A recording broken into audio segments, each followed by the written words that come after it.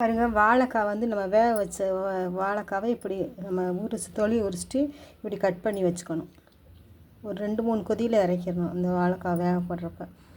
அடுத்து வந்துங்க, நம்ம கறி சாப்ஸ் மாதிரி வைக்கிறதுக்கு கொஞ்சோண்டு சோம்பு, சீரகம், மிளகு, கொஞ்சம் இஞ்சி, பூண்டு, தேங்காய்ச்சல் கொஞ்சம், இந்த 2 வத்தல், இதை மிக்சி ஜாரில் நல்லா வலுவலுன்னு அரைச்சிக்கணுங்க. அரைச்சிட்டு நம்ம இந்த இதோட பிசைஞ்சு வடச்சட்டில் கொஞ்சம் எண்ணெய் வச்சு கொஞ்சம் 2 கிராம்பு, சோம்பு மட்டும் போட்டு அப்படியே இதையும் போட்டு நல்லா அப்படியே சுருள எண்ணெயில் வதக்கணும்னா கறி சாப்ஸ் மாதிரி டேஸ்ட்டாக இருக்குங்க. பாருங்கள், அந்த தேங்காவை அது மசாலா அரைச்சி இதில் வாழைக்காவோட நல்லா பிரட்டிக்கணும். எண்ணெய் ஊற்றி கொஞ்சம் 2 சோம்பு, கிராம்பு, ஒரு பட்டை போட்டுட்டு அதை கடிச்சு ஊற்றி அப்படியே மூடி வச்சுருங்க. கொஞ்சம் சிம்மில் வச்சிடணும்.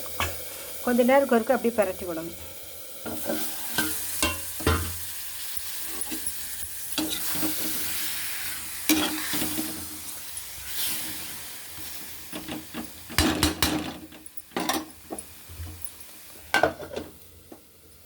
அப்படியே கொஞ்சம் சிம்மில் வச்சிடணுங்க. சிம்மில் வச்சு அப்படியே கொஞ்சம் நேரத்துக்கு பரட்டினோம்னா நல்லா சூப்பராகிடும். பாருங்கள், இது நல்லா அப்படியே அந்த மசாலா அந்த இதோட பிடிச்சி நல்லா ஆயிடுச்சு. இது நம்ம சாப்பிட்றதுக்கு நல்லா கறி சாப்பிட்ற மாதிரி டேஸ்ட்டாக இருக்குங்க. வாழைக்காவை கொஞ்சம் உதக்காய் மாதிரி ஆனதை இப்படி நம்ம வேஸ்ட் ஆகாமல் இப்படி பண்ணுறோம். இது டேஸ்ட்டாக காயை விட இது நல்லா டேஸ்ட்டாக இருக்குங்க.